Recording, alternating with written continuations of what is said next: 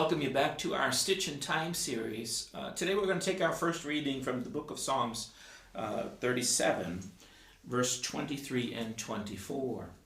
It says, "The steps of a good man are ordered by the Lord, and he delights in his way. Though he fall, he shall not be utterly cast down, for the Lord upholds him with his hand." Now, as I used to read this passage, I used to think that, it was steps of a good man, they're ordered by God, and if I'm a good person, that, God is ordering our steps, and we would, make this kind of a general statement to everyone. But I was missing really the meaning of this word good here is actually the idea of a valiant man, a courageous man, a fighting man. And so God, in looking at goodness, is actually saying it's good to be valiant. It's good to be a warrior. It's good to fight for that which I have for you. And so it says, the steps of this valiant man are ordered by the Lord, and he delights in his way. The word way here, we find it in several different scriptures. It has the idea of a journey, a path. It can even be the method of life. And so what it says to us is that God delights in a man who is a valiant, courageous man who will fight. And God says, that person will be on the path that I want them to be on. That person will take the journey for their life that I want them to take. That person won't veer away into just complacency. They won't settle for a path of less. They won't just look for the place of least resistance, but they will come into a higher life.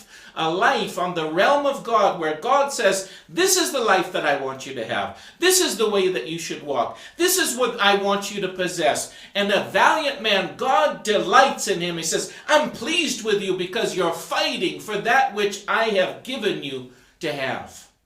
I'm reminded from a story in Judges chapter 11 of a man named Jephthah. Jephthah was an unlikely hero in that he was born of a concubine, rejected by his own family, rejected by his own town. But Jephthah became a valiant man, and they recognized there was something special about Jephthah. They needed him to lead the children of Israel.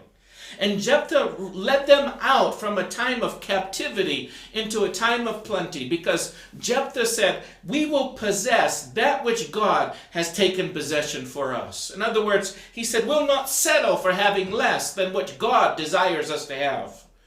In fact, when the enemies, the Amorites, came to him and they said, Jephthah, you should stop. You don't try to fight against us. Jephthah said to them, will you not possess that which your God has given you to possess? It would be strange for us not to possess that which God has given us to possess. Jephthah had that same spirit that was in Joshua, that same spirit that was in Caleb, that same spirit which resides deep in the heart of you and I, to be a valiant person, to desire to possess the gates of our enemies and say, we will have that which God desires us to have.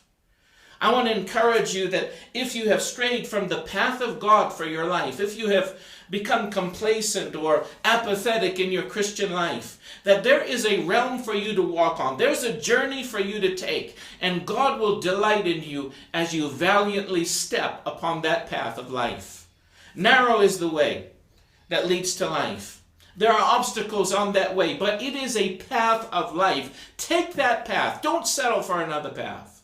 There'll be some that will say to you, you cannot have this in your life. Maybe you cannot have divine health. Maybe you cannot have prosperity in your life. And when I mean prosperity, I mean success and moving forward in your journey. You need to say, I will possess that which God, that which Jesus has possessed for me. I will have it. And if my enemies try to stop me, and my spiritual enemies try to stop me, it will be their mistake.